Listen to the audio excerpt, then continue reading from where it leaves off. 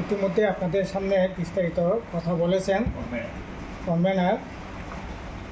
আমি আপনাদের সামনে কিছু কথা বলছি। আসলে আমাদের রাজ্যের পুলিশ প্রশাসনকে এই রাজ্য সরকার একেবারে পঙ্গু করে রেখেছে। পুলিশকে কোনো ধরনের নিরপেক্ষভাবে কাজ করবার যে সাংবিধানিক যে রাইট, এটাকে কেড়ে নেওয়া হচ্ছে বলেই ধরে নিতে পারে। আমি গতকালের কথাই বলছি।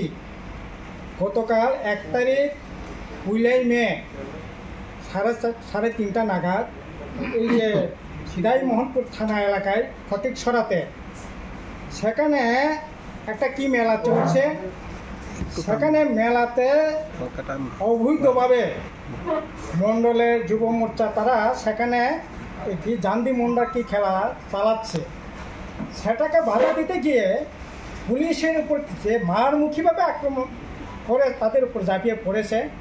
শেষমেশ 2 জন পুলিশ, একজন পুলিশের সাব ইন্সপেক্টর আপনার উত্তম দাস, আরেকজন পুলিশ কনস্টেবল, তাকে সিধাই হাসপাতালে নিয়ে চিকিৎসা করাতে হয়েছে। এবং এমন ঘটনা, পুলিশ শেষমেশ এফআইআর করতে পর্যন্ত বই পেয়েছে। যদি শেষমেশ আপনার 132, 117, 351 ধারায় আপনার বিএনএস 2023 ধারা অনুসারে 8 জনের নামে 2023 সাল এই ধারা অনুসারে তাদের বিরুদ্ধে 8 জনের বিরুদ্ধে কেস করেছে, এফআইআর করেছে, কিন্তু পুলিশ এখনও ধরতে সাহস করে নাই। এমনকি মজার ঘটনা হলো, যার নেতৃত্ব হয়েছে সে হচ্ছে যুব মোর্চার স্থানীয় সভাপতি মান্না ঘোষ। তার বাবা হলো সাতডুবিয়া গ্রাম পঞ্চায়েতের প্রধান স্বপন ঘোষ। থানাতে 7টার সময় গিয়ে শাসিয়ে পুলিশকে বলছে, আমার ছেলে মান্না ঘোষের নামে কোনো ধরনের এফআইআর করা যাবে না। সিসি ক্যামেরাতে এখনও অন রেকর্ড আছে। আপনারা যদি জানতে চান, সিসি ক্যামেরা যদি দেখতে চান দেখতে পারবেন। এবং সেই রকমভাবে পুলিশ পর্যন্ত আক্রান্ত হয়ে সেখানে আপনার হাসপাতালে সেখানে ভর্তি হতে হয়েছে। এই রকম ঘটনা, এটা ভয়ঙ্কর ধরনের অরাজকতা। এই যে মালদায় যেটা ঘটেছে, থানা থেকে 50 মিটার হবে না।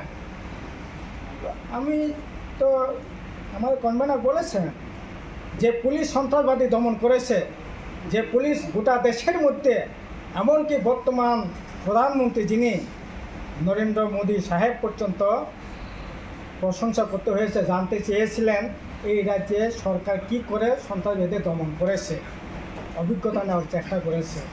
এটা তো সরকার এককভাবে না, পুলিশ প্রশাসন সরকার জনগণকে সাথে নিয়েই এটা দমন করেছে।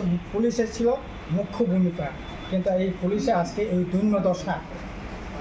এখন একই এই যে আপনার ইয়েতে 14 তারিখ পুলিশ নিয়ম মাফিক তারা রাস্তায় চেকিং করে। মণ্ডলের যুব মোর্চার বুথ সভাপতি সে বলছে তাদের চেকিং করা যাবে না, হেলমেট নেই, আপনার কি বলবো, বৈধ কোনো কাগজপত্র নেই, তারপরে তাদের চেকিং করা যাবে না। জনসমক্ষে এই পুলিশ সাব ইন্সপেক্টর সব যারা কর্মরত ছিলেন তাদের বিরুদ্ধে মানে আপনার একেবারে ভাষায় প্রকাশ করা যাবে না, সেরকমভাবে গালিগালাজ সেখানে করছে প্রকাশ্যে।